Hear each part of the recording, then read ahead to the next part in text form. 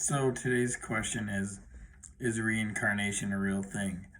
And I'm not going to give you a straight answer to it, but just some facts supporting the matter. And maybe it'll take 2 videos to do this, I'm not sure.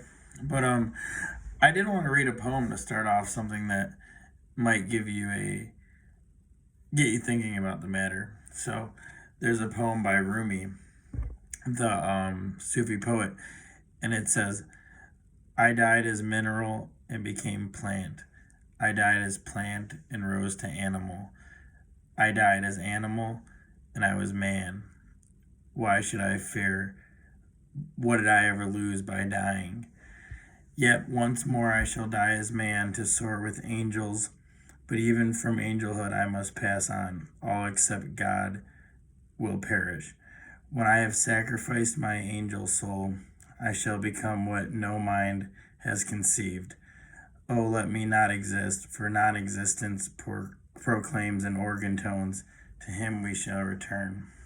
And actually, even in, I have another thing I wrote here, but even in the Bible, in the book of Solomon, it says, to be born in sound body with sound limbs is a reward of the virtue of past lives.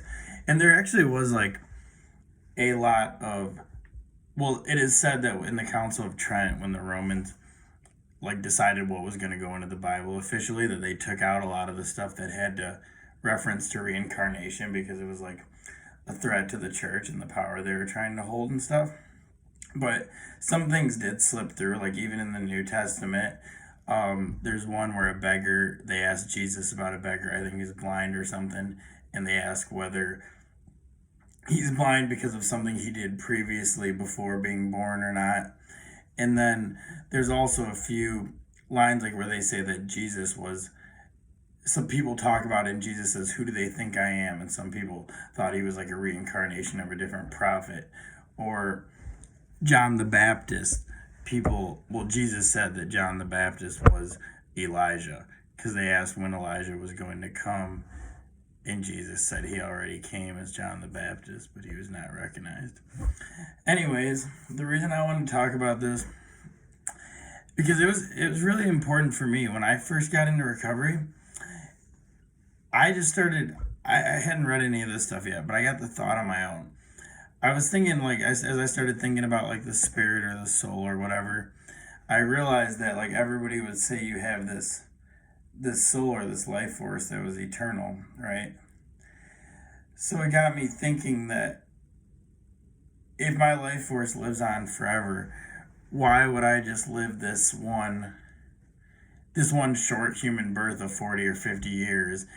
And then, especially if you believe in like heaven and hell, why would this 40, 50, whatever, 60, 70-year birth or determine the rest of my eternity? That just didn't make sense to me, right?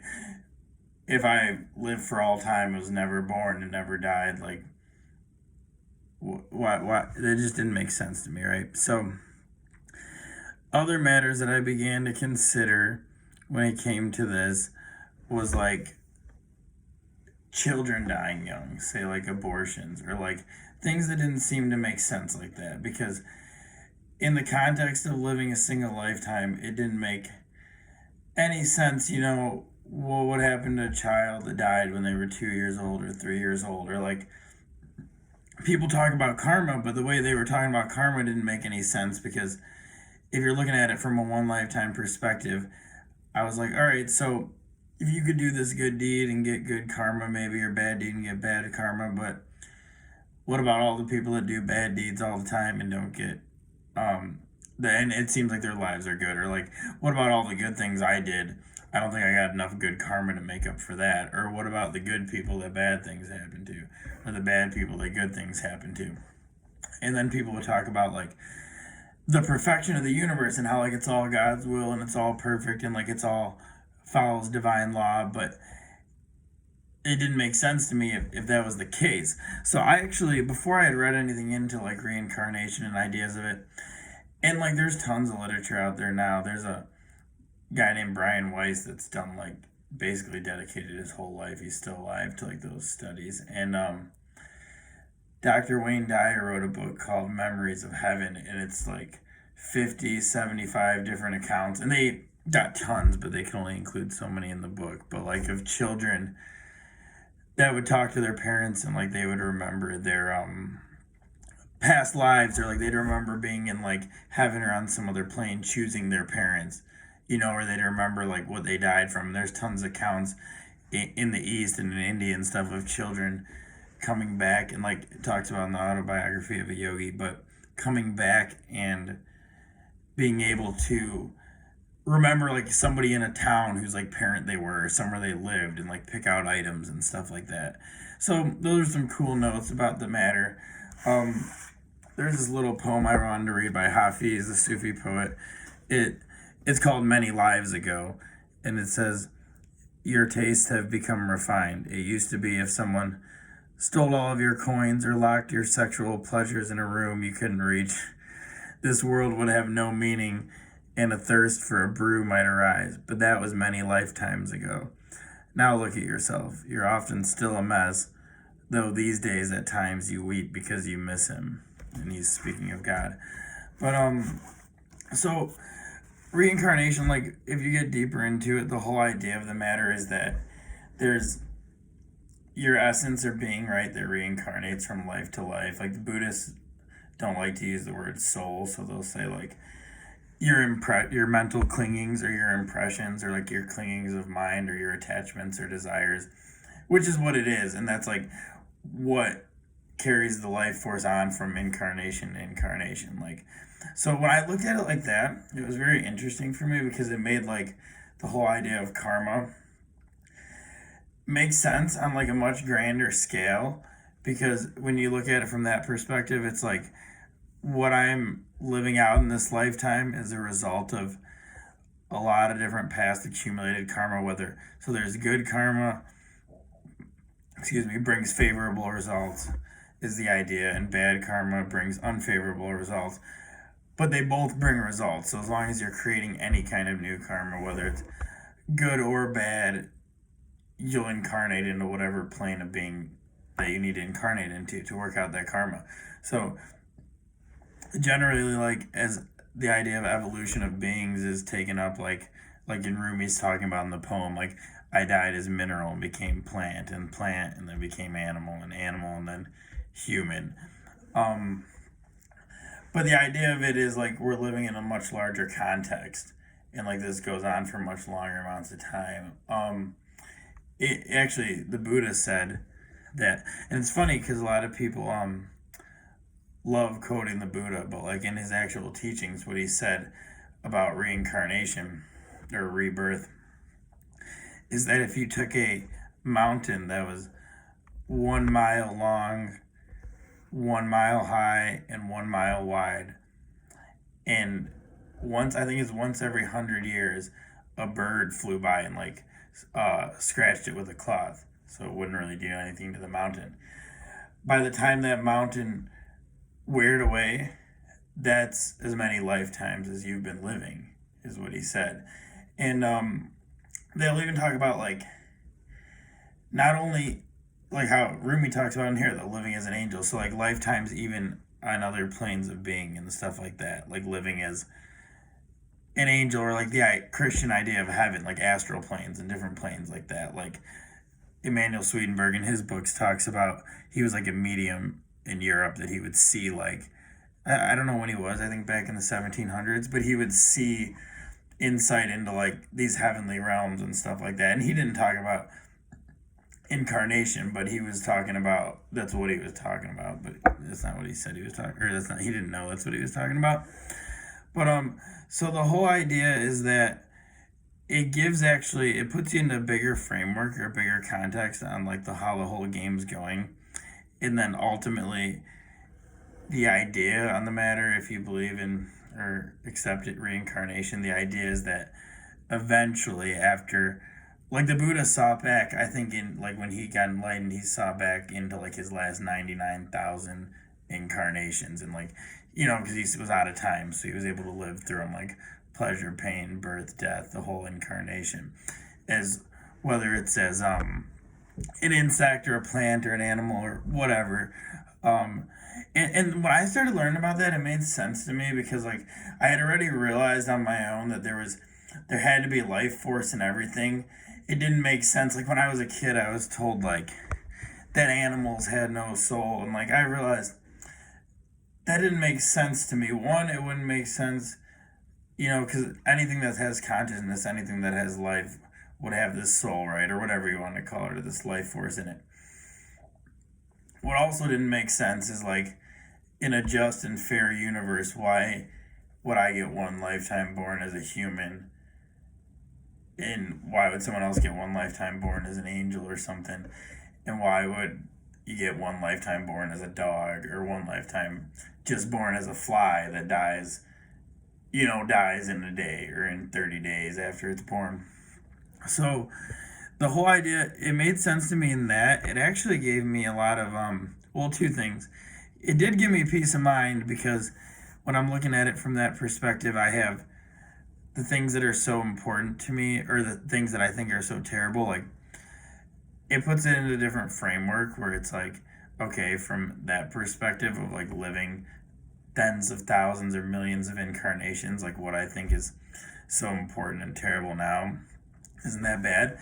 But then it gave me like a lot of fear, kind of just about like the passing away of things and being stuck, like because I'm so identified with myself, and I'm so identified like with this mind and this body and like this set of thoughts, that I'm still scared to lose that in another incarnation, because it's easier to think of it like, okay, I'm just a soul and I live this lifetime and die and like go to heaven and I'm still just me, I'm just dead. But if you're talking about incarnation, it's like you're still reincarnation, you're still carrying all those mental impressions with you, and they're still stored there. Like that's what's creating the new karma that's working out. So it's like whatever you're craving or desire, you ultimately get, because that's how the universe works. Like if you want to be a god or something forever, you can go be a god for like 1,000 years. Or if you want to be this or that,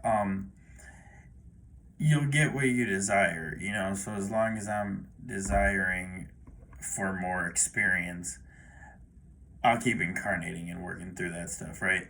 And generally it's understood that, like, again, if you believe in this, generally it's understood that as you become more conscious, like as you're more conscious throughout your life, as you're more conscious at the moment of death, you get more awareness and choice in the matter of where you're going to incarnate into. Where like if you die and you're someone that's very confused and very full of like greed and attachment and whatever the case might be, you almost live, you live in some state of confusion until you're propelled by like those tendencies into wherever you have to go next.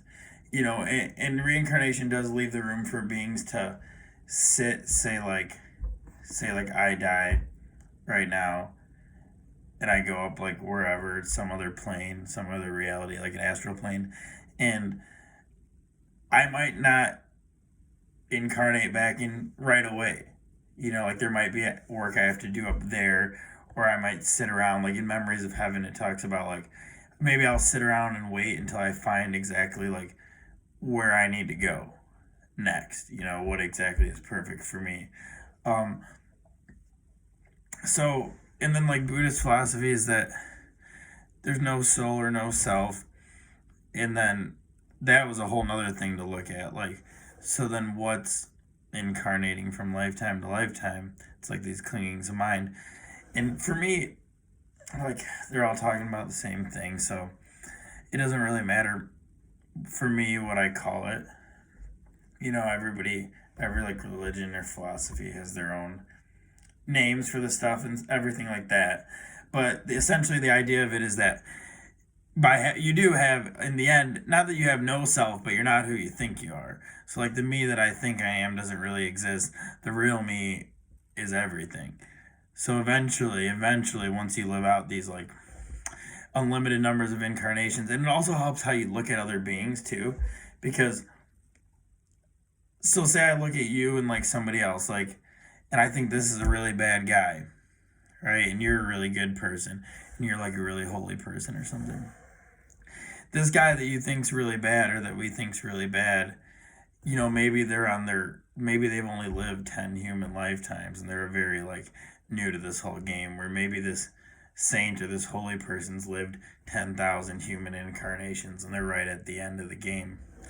So everyone, and that changes like how your understanding is too, because I used to never get that either, because like, say they would talk about like in Christianity, they talk about like, oh, you have to accept Jesus as your savior or you're damned in hell or whatever, right? So I thought it was like really far out there, like, wow, that's crazy. Like, you don't accept, if you don't find this in this lifetime, like all these people that don't, they're just damned in hell and don't get any other chance. So it made so much more sense from this perspective, that like when people aren't open to like a higher level of understanding, if they're not open to say like whatever you want to call it, like God in their life or a higher power or living by spiritual principles, instead of thinking it was they're doomed, it was like, oh, they're not gonna get it in this one. They're not gonna get it in this incarnation.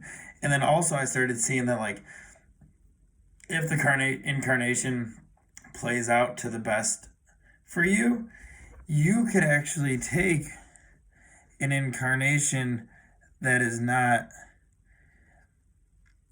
doesn't seem like it would be progressing, but it's exactly what you need to go through. So like in the Ramayana, which is like this Hindu book out of the Mahabharata, it's like a huge Indian epic poem. Ravana, the bad guy, the demon, actually is like a really high yogi that takes birth of the demon in its last, so it can finish its incarnation by getting killed by God, because in their philosophy, if you get killed by God, you get like automatically liberated. But the point being is that like he's a really high being, but he chooses to take this evil incarnation. Like could have possibly been the case of Judas, who turned Jesus in and got him killed. If you read, Deepak Chopra has a book called Jesus that's like, it's fictional. It's about like his life leading up to his enlightenment. So it's a fictional book, but at the end of it, they see Jesus and Judas together after they're both dead, after Judas has hung himself for betraying Jesus. And Judas talks about in the book how he took how somebody had to take that incarnation to do that, because that was like how the whole play fit in together. And that's just it's just a story that he wrote, but like, yeah. So that's all I have on that matter today. I think I'm gonna I think I'm gonna talk up a second one on it. But the last thing I wanted to say is the idea is that even the soul or the self or like that whole thing is still not fixed, and eventually when all the karmas ran through, that's when the being could dissolve into the universe